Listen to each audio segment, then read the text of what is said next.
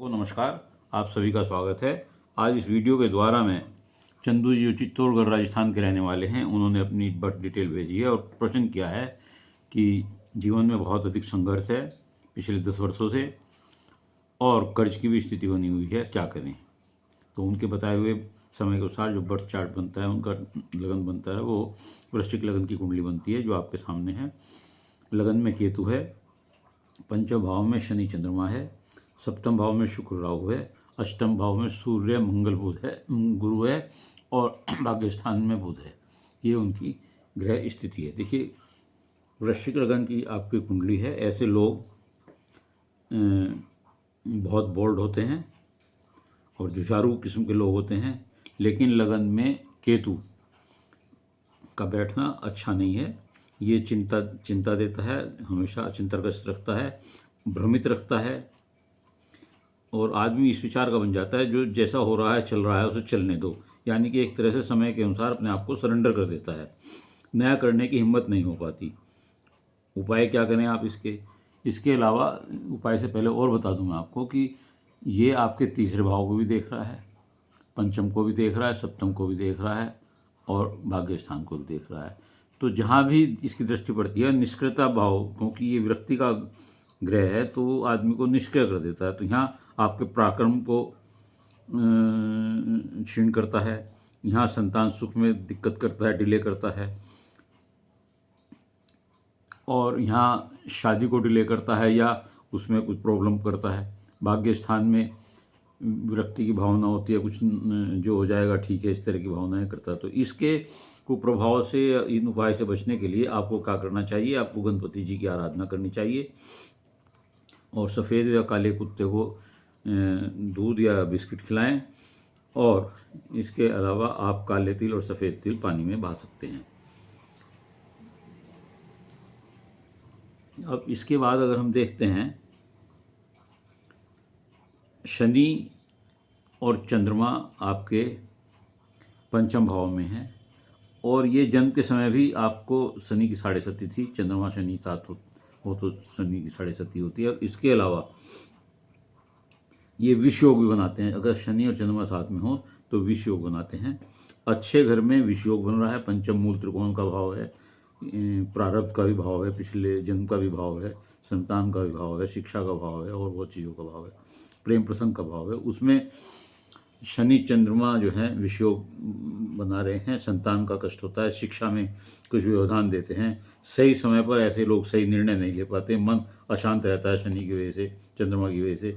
शरीर में शनि की वजह से दर्द रहता है, झगड़ा हुआ रहता है। शनि की तीसरी दृष्टि आपके दैनिक रोजगार पर, पत्नी घर पर पड़ती है, पार्टनर हाउस पर पड़ती है, जहाँ परेशानी होती है। शेयर मार्केट में पैसा डूब जाता है ऐसे लोगों का। वैवाहिक जीवन में भी कुछ दिक्कतें आती हैं। पत्नी, क्योंकि शुक्र और राहु है, पत्नी बहुत सुंदर मिलती है, आकर्षक मिलती है। और जो स्थिति आपकी ग्रहों की है, ऐसी स्थिति में प्रेम प्रसंग या प्रेम विवाह होने की संभावना भी काफ़ी स्पष्ट सी दिखती हैं।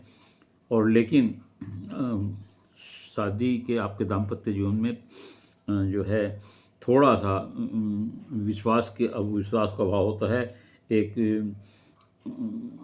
इस तरह की भावना रहती है, कोई धोखा नहीं दे रहा हो।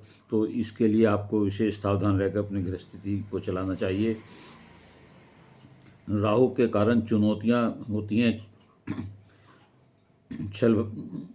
छल वगैरह की संभावना बनती है। शुरू से संबंधों को जोड़ने का प्रयत्न करना चाहिए। पत्नी से सहयोग मिलता है, लेकिन केतु की दृष्टि से, जो मैंने बताया पहले, केतु संबंधों में नीरसता आती है तथा शनि से भी संबंध, वैवाहिक जीवन में कष्ट होता है, अस्थिरता आती है।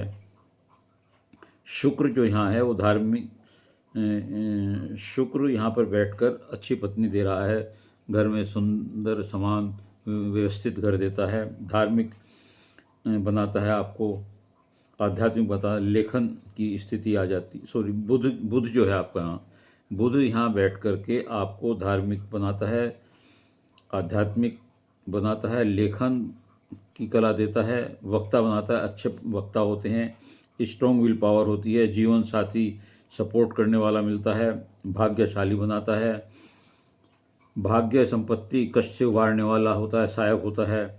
धन प्राप्त करने में मदद करता है, धन कमाने के लिए प्रेरित करता है, मेहनत करता है।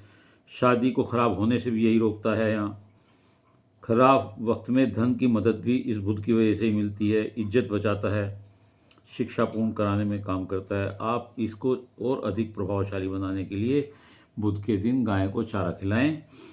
सूर्य यहाँ आपके अष्टम भाव में विरासत से धन दिलाता है, माता पिता ससुराल दोनों से प्रॉपर्टी दिलाता है आपको। आप आकर्षक, सूर्य की वजह से आप आकर्षक पर्सनैलिटी के व्यक्ति होते हैं, इगोइस्ट भी होते हैं सूर्य की वजह से। तो सूर्य आपके लिए यहाँ अच्छा है। अब मंगल की स्थिति देखें अगर हम, तो मंगल लग्नेश होकर और छठे भाव से संबंधित होकर के अष्टम भाव में बैठा है। कर्ज की स्थिति, रोग रिपु झगड़ों की स्थिति आप छठे भाव से देखते हैं। आपके लग्नेश का संबंध छठे भाव से है और जो अष्टम भाव में पड़ा हुआ है, ये बहुत ज़्यादा अच्छा फल नहीं देता। लेकिन मंगल यहाँ बैठने के बाद विरासत से अचानक धन लाभ, अचानक भाग्योदय देता है, लेकिन अचानक दुर्घटना भी देता है और ये मेहनत भी बहुत कराता है। तो ऐसा लगता है कि आपको जब वक्त आपका सही आएगा तो आपको विरासत से और ससुराल से और अपने परिवार से जो संपत्ति मिलेगी या अचानक लाभ होंगे, उससे आपकी स्थिति ठीक होगी। गुरु भी यहाँ बैठकर दीर्घायु बनाते हैं। पिता के घर से दूर जाकर ऐसे लोगों का काम चलता है, जाना पड़ सकता है। तीर्थ यात्राएं बहुत करते हैं। आप कंजूस भी होंगे और लालची भी होंगे, लेकिन शुक्र का स्वामी और 12वें भाव का स्वामी शुक्र और दैनिक रोजगार का स्वामी शुक्र जब यहाँ बैठते हैं, राहु यहाँ बैठता है और मंगल यहाँ बैठता है, तो आपका विदेश से संबंध हो जाता है। आप एक्सपोर्ट इंपोर्ट का भी कोई काम कर सकते हैं। तो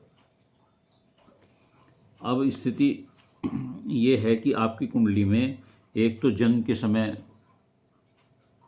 शनि की 7.5 थी और वर्तमान में भी, क्योंकि शनि यहाँ है 11 नंबर में है, तो अब ये शनि की वजह से चंद्रमा यहाँ है, तो आपको फिर पुनः पिछले 2.5 साल से, लगभग 2-2.5 साल से शनि की 7.5 चल रही है और ये अभी करीब ये समझिए कि 5 साल और चलेगी। तो इस तरह की समस्याएं आपको चलती रहेंगी। इनसे छुटकारा कैसे मिले, क्योंकि बुध आपको बहुत सपोर्ट करता है, मंगल भी आपको सपोर्ट करता है।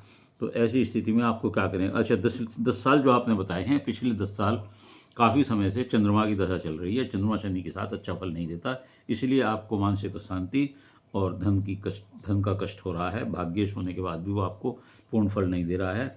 तो ऐसी स्थिति में आप मंगल के दिन हनुमान जी को चोला चढ़ाया करें, बुध को गाय को चारा दें और गणपति जी की रोज़ आराधना करें, उन्हें दूबड़ा चढ़ाएं। काले कुत्ते और सफ़ेद कुत्ते, 2 रंग का जो कुत्ता होता है, उसे दूध पिलाएं या कुछ खाने को दें। शनिवार को आप पीपल के पेड़ पर सरसों के तेल का दीपक जलाएं। यदि ये ऐसा करेंगे तो शनि की 7.5 का भी लाभ होगा और आपकी कर्ज से भी आपको मुक्ति होगी और आपका काम भी धीरे धीरे ठीक होगा। तो उम्मीद है कि आपको क्यों आपकी स्थिति ऐसी है, संघर्ष क्यों है, उसका पता लग गया होगा। तो विशेष रूप से आप केतु का और शनि का ये उपाय जरूर करें, तो आपको लाभ होगा। उम्मीद है आपके प्रश्नों का जवाब आपको मिल गया होगा। यदि आपको वीडियो अच्छी लगी हो तो इसे लाइक करिएगा, शेयर करिएगा और कमेंट्स बॉक्स में जाकर अपने विचार लिखिएगा। इसके अलावा यदि किसी और का कोई प्रश्न है तो वह मेरे चैनल को सब्सक्राइब करते हुए और अपनी डिटेल भेजते हुए अपना एक सवाल पूछ सकता है, उत्तर अवश्य दूंगा। प्रश्नों की संख्या बहुत है जो पेंडिंग है, इसलिए आपको धैर्य रखना पड़ेगा उत्तर के लिए। उत्तर अवश्य दूंगा। निःशुल्क सेवा है। धन्यवाद।